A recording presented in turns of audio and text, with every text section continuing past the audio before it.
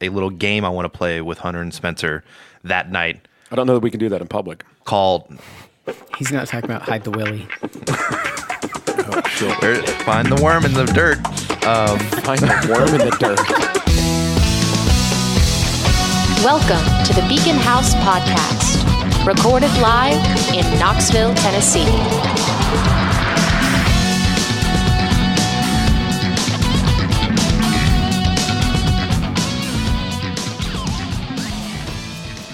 And that's why I think the song Danger Zone is about Wyoming. It's the only state that's a perfect square. It's got to be the danger zone. And the highway runs right through it. It's naturally an unnatural occurrence.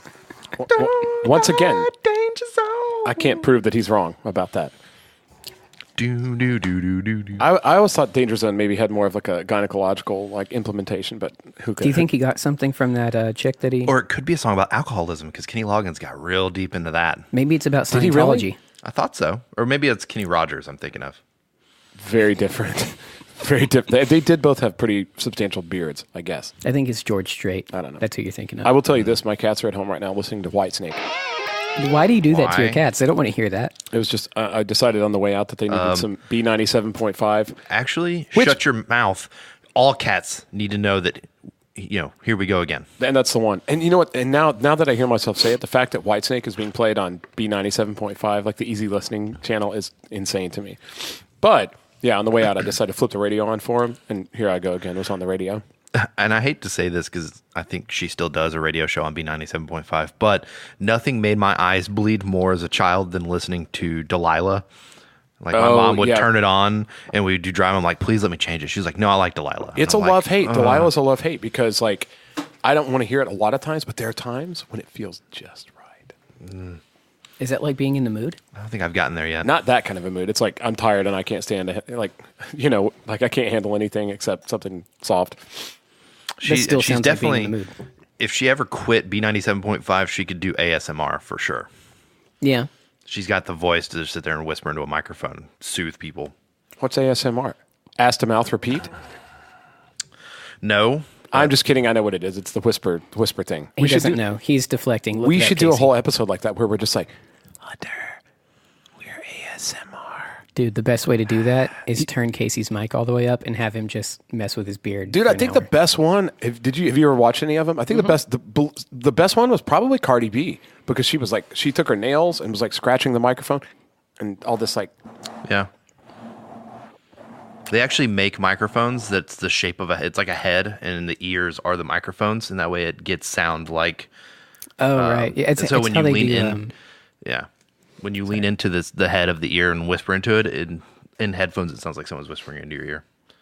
it's one of the ways they make music travel, but it only goes in a circle because of that. I'm calling it bullshit. And for people who don't know what ASMR stands for, it's Autonomous Sensory Meridian Response. Otherwise known as whispering. Yeah, basically. Whispering or just like, because people tap stuff and they'll chew on crunchy things. Yeah, Real sometimes they soft, would hear him eat. It got really, really popular like about a month ago. Yeah, I didn't know what it was back a few years ago. I found this channel on YouTube called Psyche Truth because I was trying to look for ways to like massage my own hands and feet. Right. Because I get problems there.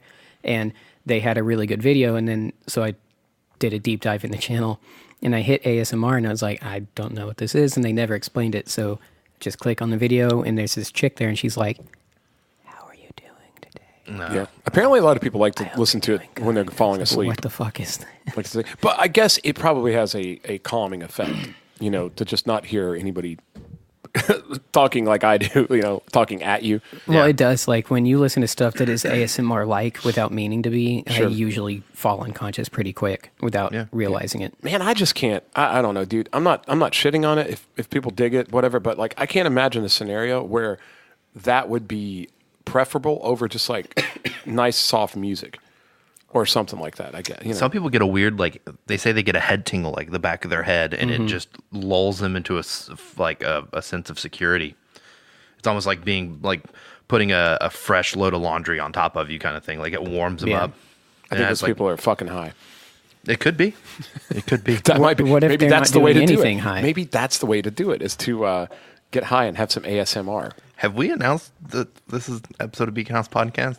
Have we done that? Have we told people what they're listening to? Wait, Did we just people- go, I'm going to let you guys do it because the last time Hunter did it and it was really great. I'm going to let one of you guys do it this time. guys, way welcome that- back to another episode of the Beacon House Podcast. I'm Casey. That was good. I'm waiting on Hunter to go. I know. Tell everybody who the fuck you are. Come on. ASMR. Whisper. Give us a whisper intro. Hold on. I'm Casey. I'm your girl, Spence. I wish you all could have seen the body pose Spencer struck. I was waiting That was for incredible. Eat shit. So, anyway. So what's going on, you guys? Yeah, welcome to Beacon House Podcast. If you guys haven't figured out yet what you're listening to, you had to click on it somewhere, so whatever. Well, do we want to announce our big thing right now? Yeah, let's go. Let's drop a bomb. Do you have a big thing coming up? Let's drop the ball.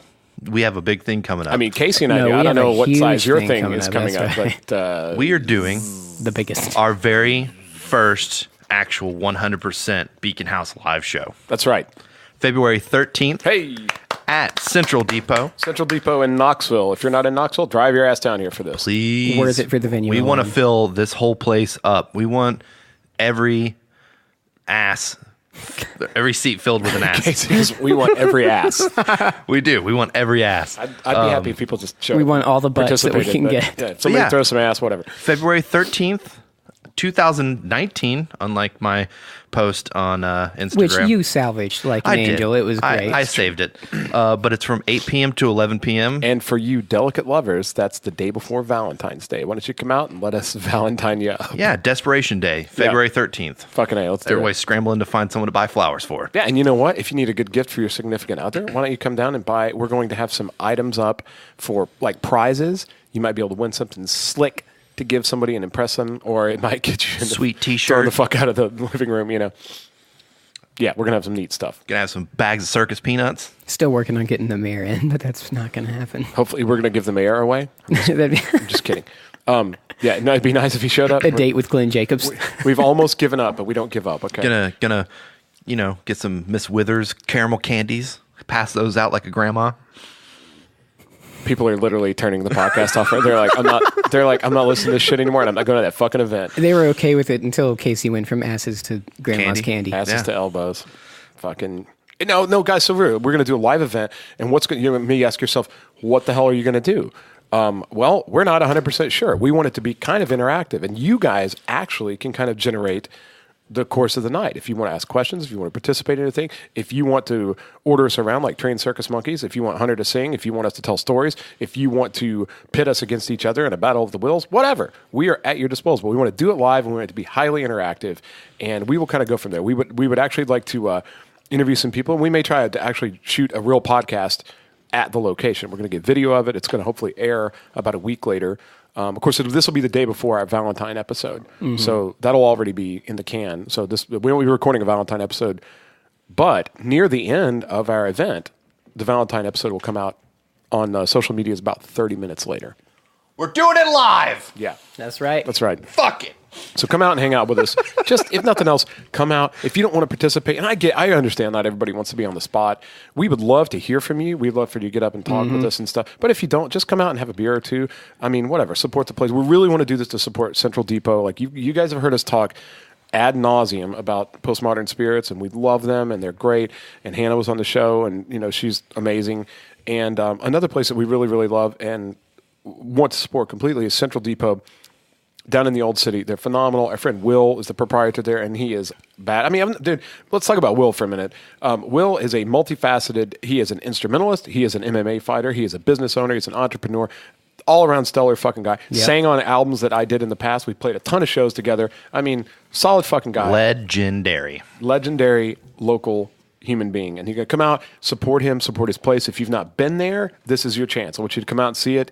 If you have been there, then you know it's rad. Come back, okay? Well, for those of you that are hesitant to go, because I typically don't frequent such spots just because dietarily speaking, I can't consume what they diabetes, have. we get Yeah.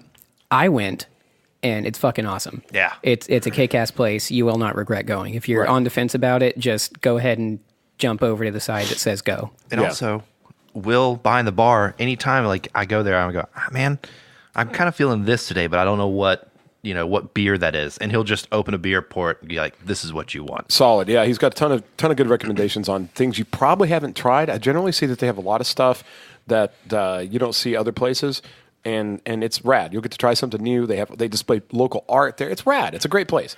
It's really chill. It's cool. Just go. Just totally go. Central Depot, February 13th, Beacon House Live. Make it happen. And I have been the last week now working on a little game I want to play with Hunter and Spencer that night. I don't know that we can do that in public. Called... He's not talking about Hide the Willy. Oh, shit. Find the worm in the dirt. Find the worm in the dirt. Actually, that sounds way grosser. That sounds way grosser now that I'm thinking about it. Oh, there's a carrot in my chocolate cake. Fucking you weird. Well, if we talked about you getting rear-ended twice before going out last week, it's fine. No shit. So I've been going back and listening to every single episode and pulling the most obscure shit that we have said. And I want to find out if you guys can figure out who said it. Okay. That'd be fun. And if you guys can't figure it out, I'm definitely going to be asking the audience because I know someone out there is going to know. We should stage it like a game show. Who said that? Who said that? Make a thing, and we'll reveal it, and we'll maybe give some prizes away and stuff. Well, I think we're going to do a raffle, too. Again, we're kind of early in this. We'll start, I guess since we officially announced it today, this week, we'll go ahead and start putting stuff up on socials. But, yeah, we'd like to do a raffle.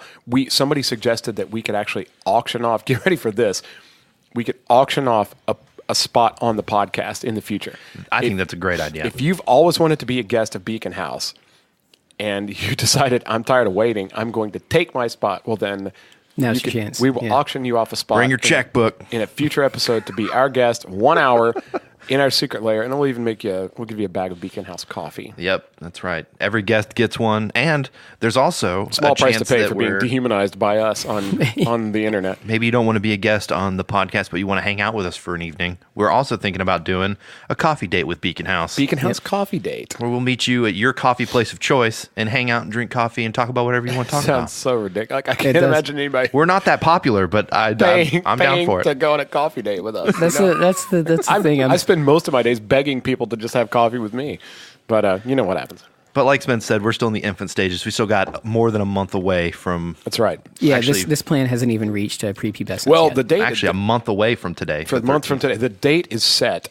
So if you guys have any ideas about things we could do to make the live event more fun, if there's stories that you want to hear us tell, if there's things we haven't covered yet, go ahead and reach out to us, man. beaconhouseknox@gmail.com. Send us an email. Hit us up on socials. All the whole. I wanted to actually talk to you guys about. I think we need to get our Twitter going again. Yeah. Do you agree? Yes. Okay. I'm still on it. I just don't post anything because I'll log back into it too. Here's the reason. I'll tell a little story about this. And I think we do a pretty good job of sharing things on social media and blah blah blah blah blah and whatever. I interviewed a guy earlier this week, and the guy's like a marketing specialist.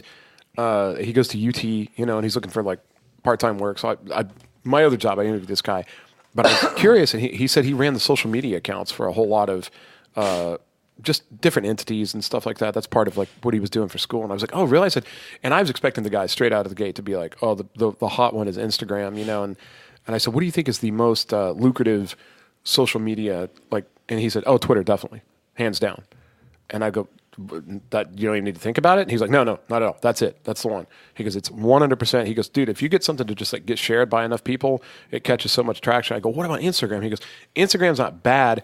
He goes, but the balance of I guess like the male to female audience ratio is real skewed. I guess a lot more girls are using Instagram, which is not a bad thing, but the propensity to share like something that's interesting to guys is less.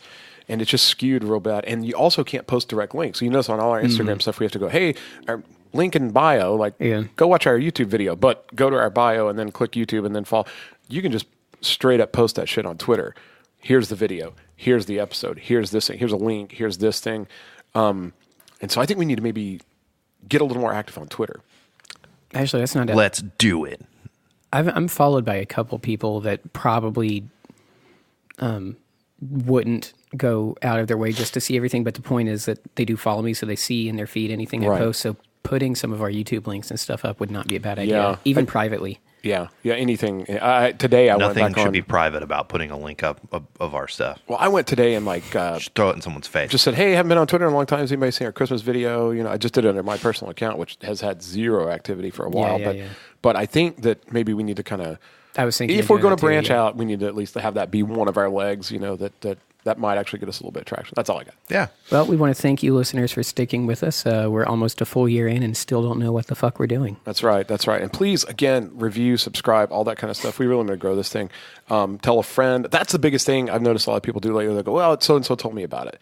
And I'll go, oh, really? And I go, yeah, I listen to every episode. I love it. Three or four people have told me that in the last couple weeks, and I got blown away. I'll tell you, we converted Grant big time. Did we? Yeah, he knew about it when we launched because I'm good friends with him. And I think he listened to the first one and maybe part of another, but he's in college and everything else, so he doesn't have a lot of time. Right. But after he recorded, he goes, that was a lot of fun. What are 2 that you think I should really listen to? I told him Casey Goes to Mars in top 5. Yeah. And he texted me back a couple days later and he was like, you guys are hilarious. This is awesome. Blah, blah, blah. I don't know how many more he's listened to, but I think we got him just like that. I think top 5 is good. But I think the reason that you keep requesting it for people to listen to is the funny beginning where Hunter just loses his mind. It is my favorite from the beginning, yeah. I actually interviewed a guy that had already heard about the podcast. Really? And I didn't just start talking about it, but I said, what do you like to do? Like blah, blah, blah. Because by the way, Did he know that you were Beacon House? No. Had no idea at all. Oh, that's weird.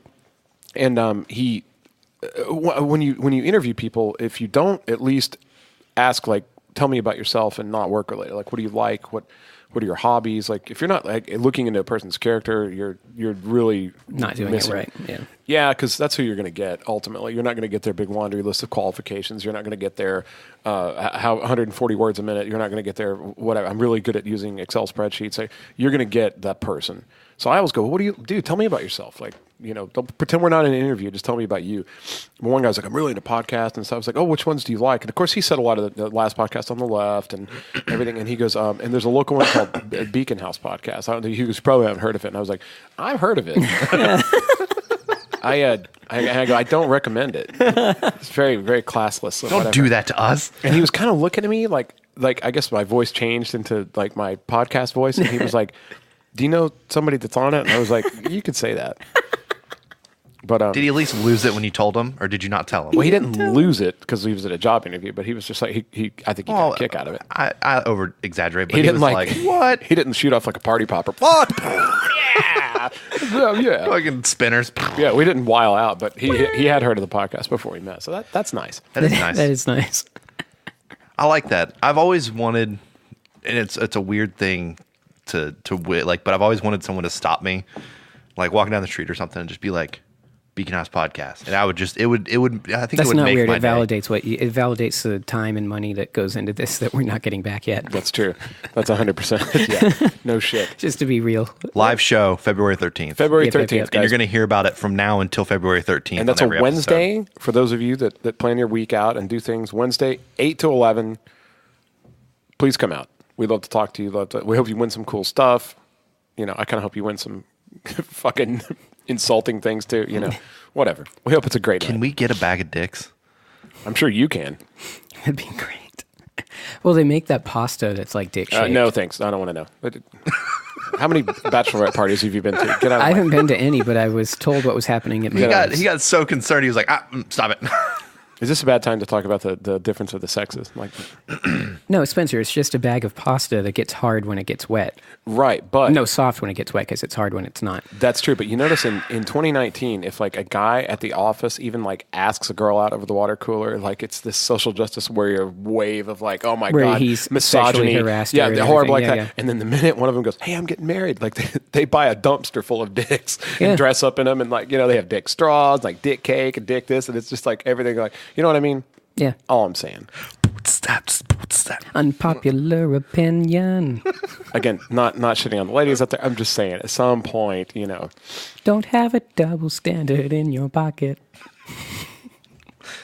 So, I've seen bachelorette parties. It is vile. It is vile. It's just a bunch of weird dicks. Imagine if guys had a bachelor party that was like that, where everybody had with vaginas on everything. Yeah, just imagine that was like a weird gynecologist appointment. I don't know. How many gynecologist appointments have you been to? Enough. enough to know that if you make a vagina straw, it's going to be confusing. I think they have a case on their hands if you have a white coat on and a fake doctor license, Spencer, okay? Ouch. Well, so I'm done talking forever. I think I was sick and I didn't know it. Is that possible? Yeah, 100%. For the last week, I have not really had an appetite. I've been sniffling a bunch, but never felt bad. Right. And then this morning I woke up, broke into a weird sweat, and starving. And I was like, I wonder if I was sick. Like, I've been sneezing a bunch. I thought I just had like allergies.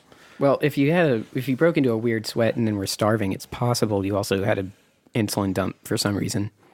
I don't know why you would have. That happens like to non-diabetics. Blood sugar goes all weird. Yeah. If your blood sugar goes through the floor, like one of the key things, like your appetite gets pretty big. Yeah. And well, it does that either way, either spectrum, but big appetite and usually some kind of like horrific amount of cold sweat. And when I say I woke up like that, I had woken up and already been moving around and was like getting ready to leave.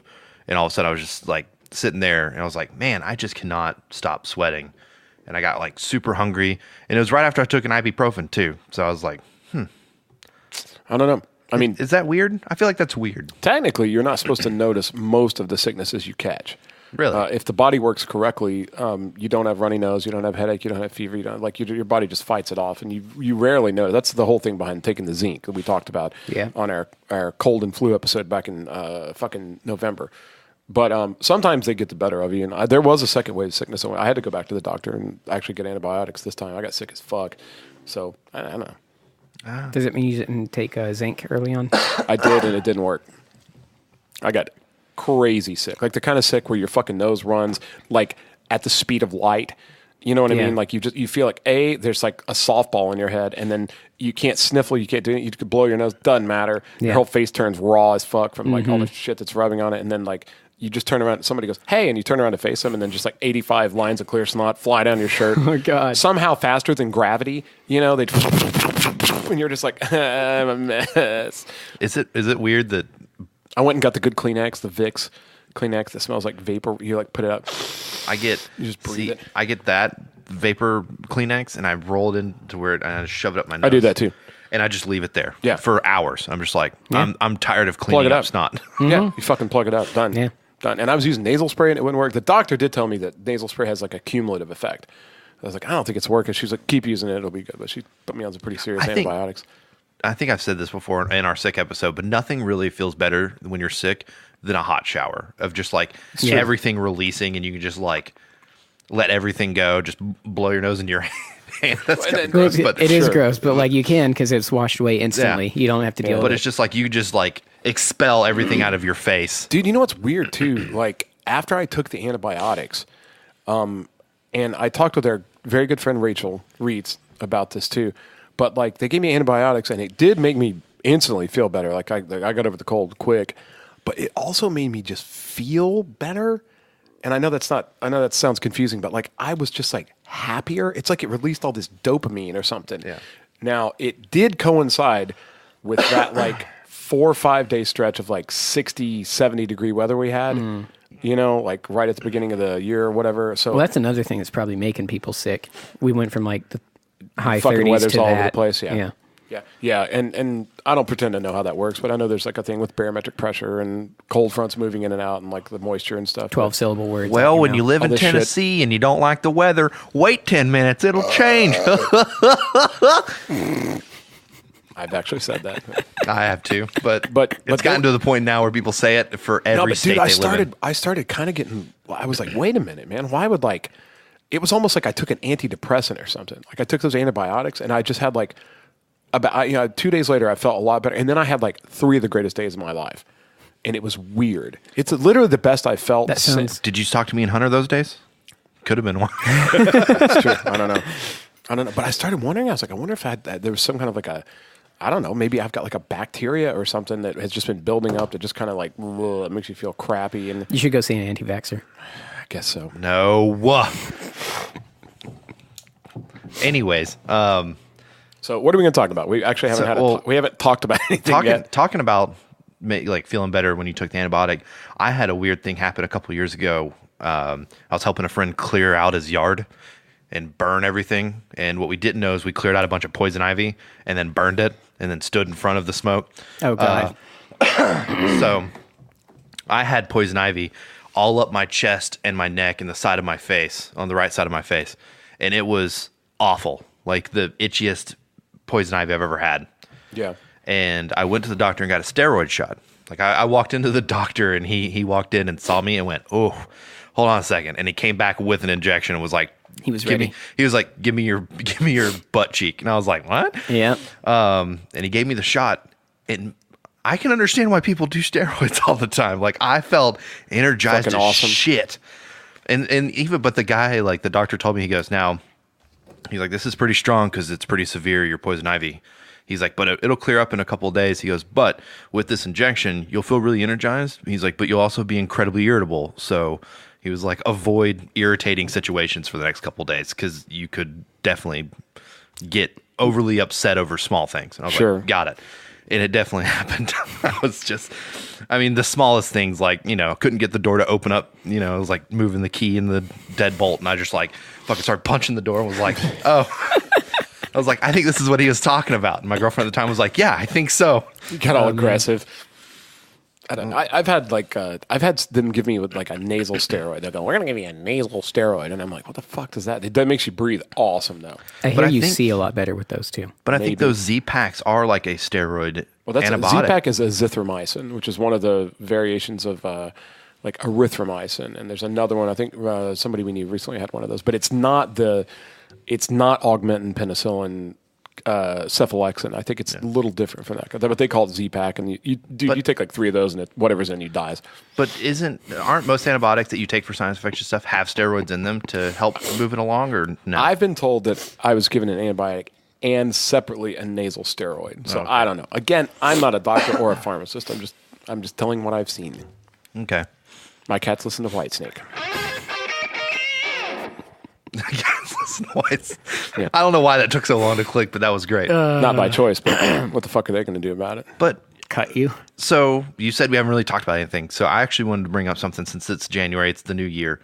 I actually got into a conversation with somebody, and we were talking about reflecting on the past and how like January is a very big month where people make resolutions for themselves. They look back on the past year and past years and see where they can improve.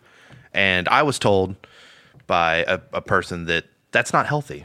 And I was like, I don't agree with that. I think, and their argument was, when you look back on the past and you make changes and stuff, you look at like regrets that you have, and having regrets is not a good thing. I kind of wanted to see what you guys thought. Having regrets is perfectly healthy. I'm sorry, Spencer. No, I was going to say you take this up front. Living in regret is, excuse me, not healthy, but having regrets, if you don't have any regrets, now you can split hairs about it, because I believe this, where like you don't regret anything because it made you who you are, and that's good. That's fine. But if you're going to actually stand on a mountain and scream to the world that you don't have regrets because of that, you're full of shit.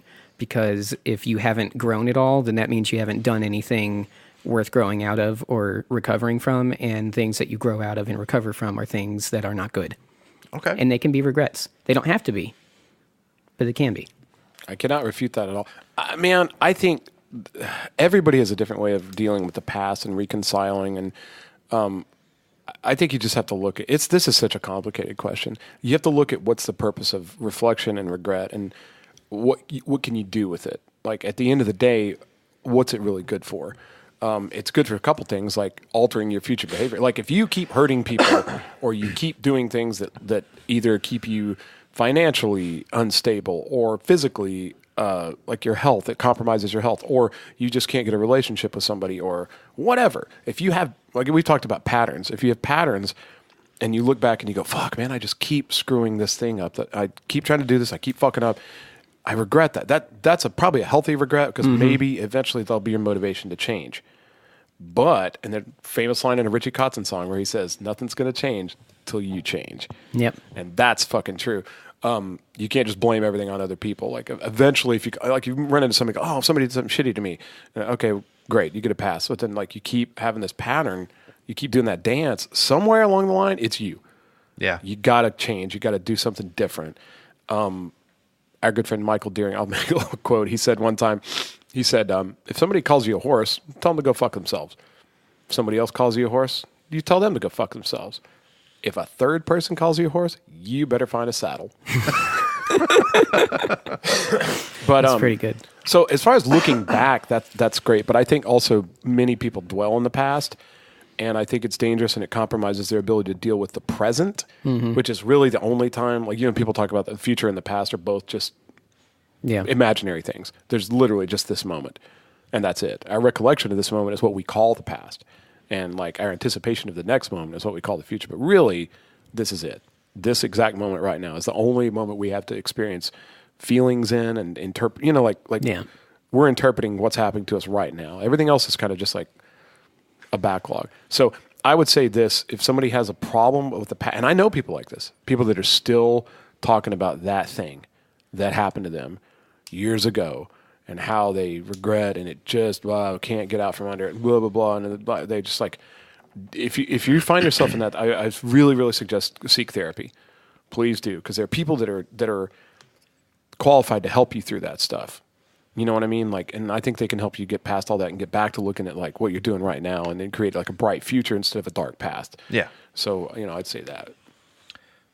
As far as reflection goes, reflection and regret. I think reflection and regret could be different too. Oh yeah, you can reflect on the good things. Oh, this is what happened last year. Oh, I learned this. I learned that. This went bad. That didn't really go the way I wanted it to, but this was pretty cool. Like, as opposed to going, God, I hate everything. The person's argument that I was talking to, because I even brought up, I was like, what if you do something bad and you don't regret it? And they're like, well, I mean, I feel bad that it happened, but I move on and I just, try not to do that again. And I was like, feeling bad that it happened is regretting it, though. Yeah, I know, and that's why I was going to say that's like if you even think it was bad, you regret it. Yeah. If you but they don't have to be defined by it at all. It's just a thing that happened in my life. Move on. And I was like, I feel like that's if you're just brushing shit under the rug like that, that cannot be healthy mental lifestyle.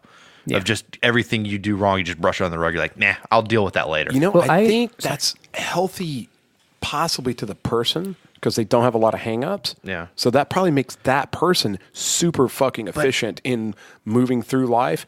But it probably makes them a terrible person. Well, even still, that's not true even for them. It works probably for a longer time for them than anybody else, for sure, to your point. But I've used that analogy, like brushing it under the rug like everybody does, so much over the years. It occurred to me a while back that even if it's emotional or mental, or in reality, where the analogy makes the most sense, physical items brushed under the rug, at a certain point, you are either faced with a mound that you can't get around, or you trip over it, because there's not a flat rug to walk on. Well, that's what I was thinking, going without hang-ups. I guess, brushing it under the rug, you don't have hang-ups, you don't think about it. But there's got to be something in your subconscious that still thinks about it. Like, it still holds on to that. It comes like a tidal wave unless you're sleeping. That, or you're just a sociopath, and you really just don't, it's just, me, myself, and I, you only think of yourself. Well, that's true and fair. And sociopaths are not serial killers. Don't conflict that. No, but all serial killers are sociopaths. Well, right, but I'm just saying, like, there are people out there that don't want to hurt people. Sure. And I mean, I think you also have to look at it's got to be situational. If you talk about people that get over things easily and they sweep things under the rug, and like, how does that affect you? At some point, you have to go, what things? Like, what are we talking about? Are we talking about like killing people, or like really hurting people, or really being lecherous and shitty?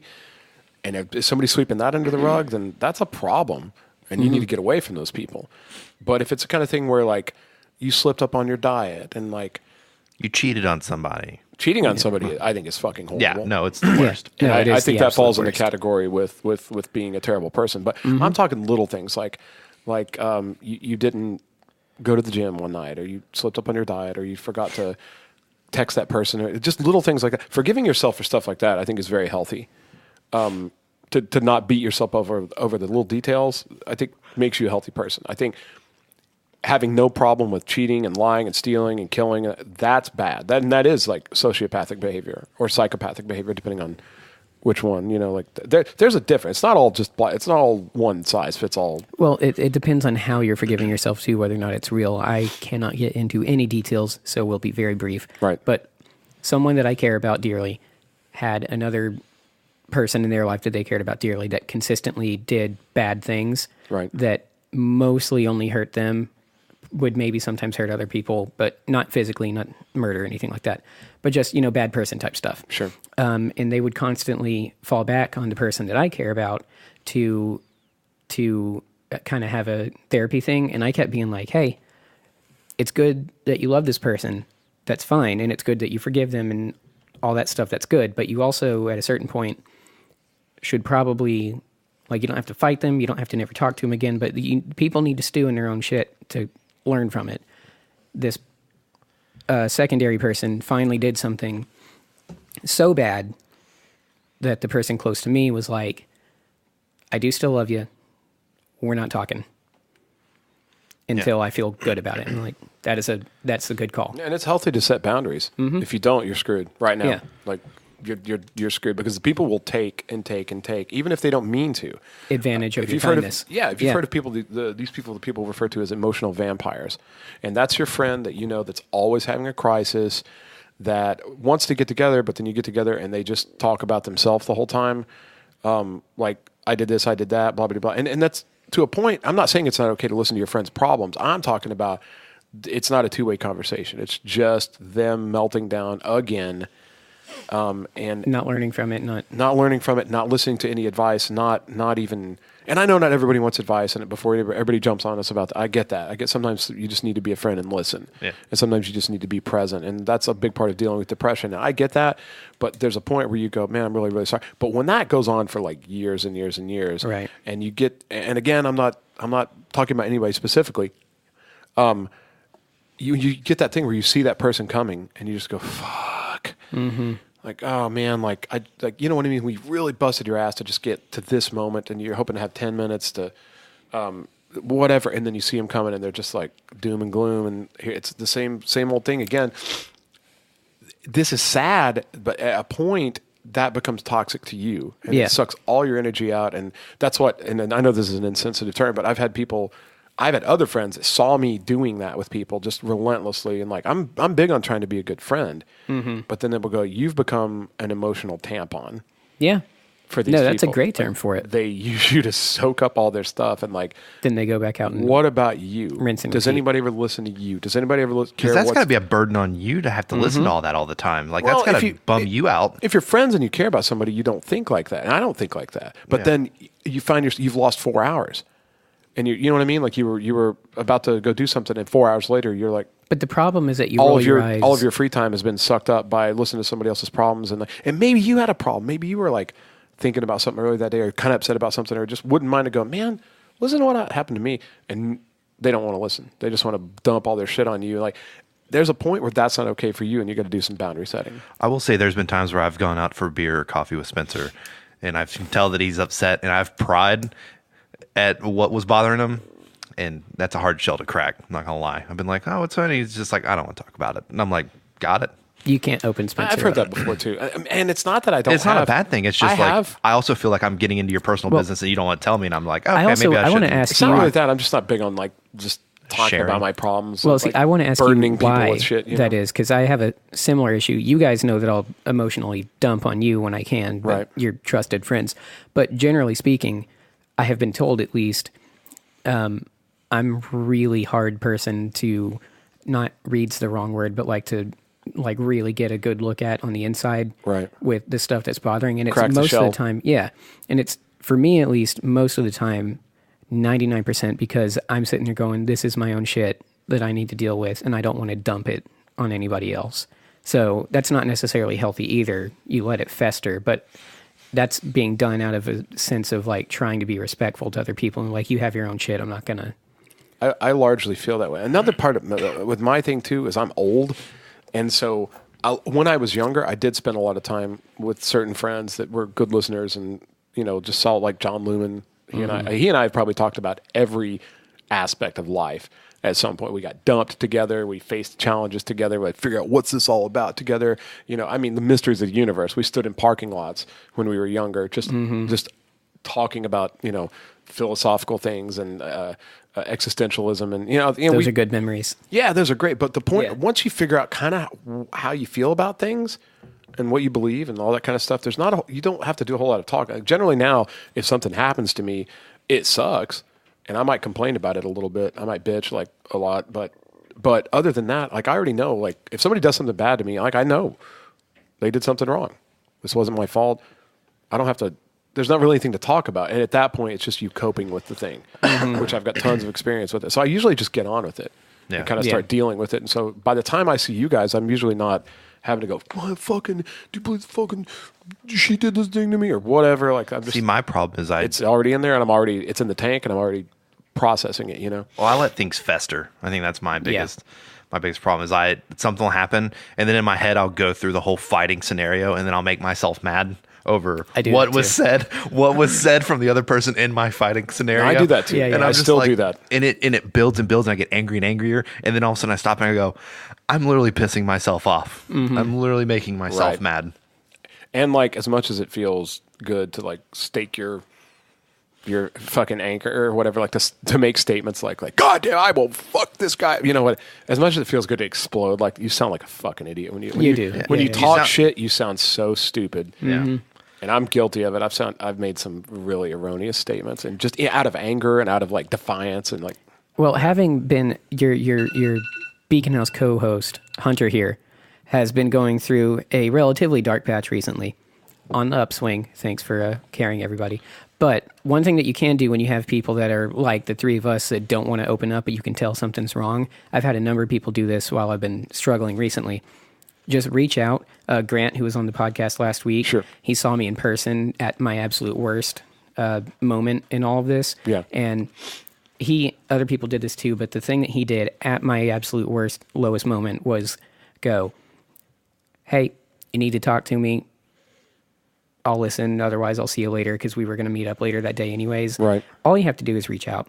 If Just the person doesn't want to talk, talk, if you let them know that you love them and that you're available, 9 times out of 10, we won't want to talk to you. But it helps to know that you're not alone. So there's that. Yeah. That is true. And they say that a big part of having mental health of any kind, and probably that's related to happiness too, is just to having friends, having somebody that you can talk to. And it'll be your job to listen sometimes too, but then somebody that actually will listen to you and like take an interest in what you have to say and that kind of thing. That's a big part of just getting things off your chest. I think having this podcast has actually been healthy because I've gotten a lot of things off my chest that just we've talked about things that otherwise I wouldn't have had an opportunity to talk about. And as you say things, sometimes you realize like you kind of learn a little bit more about yourself. Like maybe, I don't know. I will say it's happened once to me, only once. And it was it was awkward and it was uncomfortable, but I think in the end it was the right thing to do of cutting somebody off that I considered a friend. Yeah. Cold turkey. And it was just one of those things of I got a text from them venting about something and then at the end of it asking me for cash. And I was just like they needed money for something. And I just responded back and I was like, no thanks. And also just we shouldn't hang out anymore. I was like, this is not good for me. It's not working for me. And the responses I got back, I got like 15 responses back, like angry text. And then it turned like shitting on me about how terrible person I am. And then all of a sudden like went quiet and I was like, good, it's done.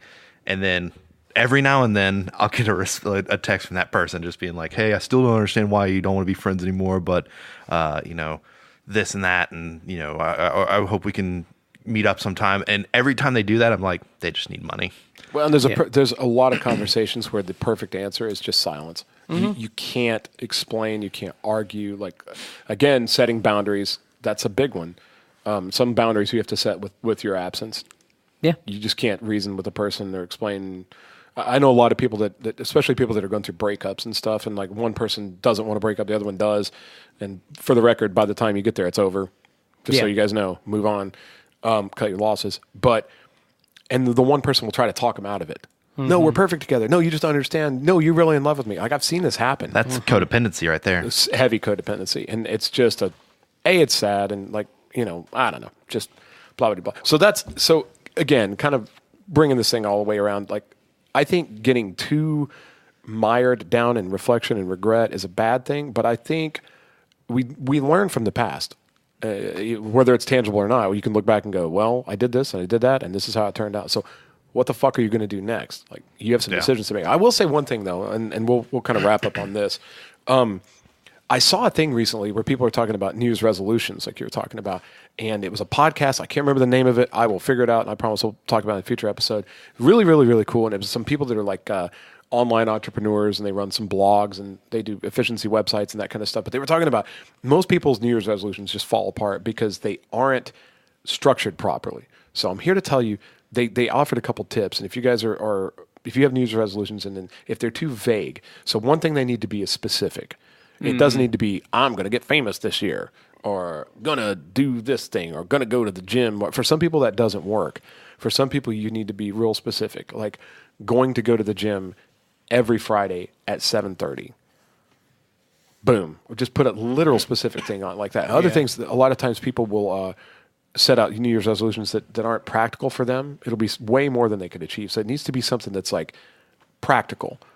And then they also need to have like a time. You need to set a date or a time. Like you got to say like, I'm going to, if you're a writer, I'm going to write 300 words a day or something. Or by February 1st, I'm going to have written a new chapter and blah, blah. So you give yourself these little barriers and stuff. And a big part of it is people don't often use the technology that's available to them. I mean, there's tons of apps and programs and things like that where they will kind of roadmap you to like your goals and this kind of stuff. So if you've got a big thing in front of you that you're wanting to accomplish, and it's got so many moving parts and so many different steps and everything, you can actually download an app. There's tons of them. A really good friend of mine in St. Louis, Rob Bennett, sent me one. He's helping me with my cable business, and so we've got some like roadmap stuff, and it's a app called Trello, and they use it for his whole company. It's really great. Like it tells you like by this date we need to have like this thing worked out and this thing worked out, and by this date we need to have gone to Nashville, and by this date we need to, and then boom, boom, boom, boom, boom. But it puts it on a schedule. Rather than you just going, I'm going to be a better person this year. Like, what the fuck does that mean? You know? But you give yourself some specific. So anyway, if you struggle with New Year's resolutions, but you're trying to do things better, I recommend use the technology that's available to you. People use phones now to date, to store their finances. We lead our lives through these digital things. Maybe if you're on social media, then you could absolutely operate one of these apps that maps out your New Year's resolution. And there's also, fitness apps too that tell you what to eat, like how much calories you need for this day because you're going to do these exercises, so you're going to burn this much. Sure. I use my fitness pal to count carbs so I don't go to the hospital again, and it's worked. Yeah. Like So anyway, guys, gym. let us know. Let us know if there are. Let us know what you guys think about New Year's resolutions, about reflections on the past. If there's something in your past that haunts you, how to get past it, how to get over it. If you have any suggestions on us about how to do the same thing, or any of our listeners, give us a shout out. And do it. More than anything, don't forget to put on your calendar February 13th, Beacon House Live. 8 a.m. to 8 p.m. to 11 p.m. Go ahead and show up at 8 a.m. You know, you'll be nice and soused by the time we get there. I don't think they open until 4, so. We are so funny if you're drunk. I'm just saying. We're so funny if we're drunk. Well. Choo-choo.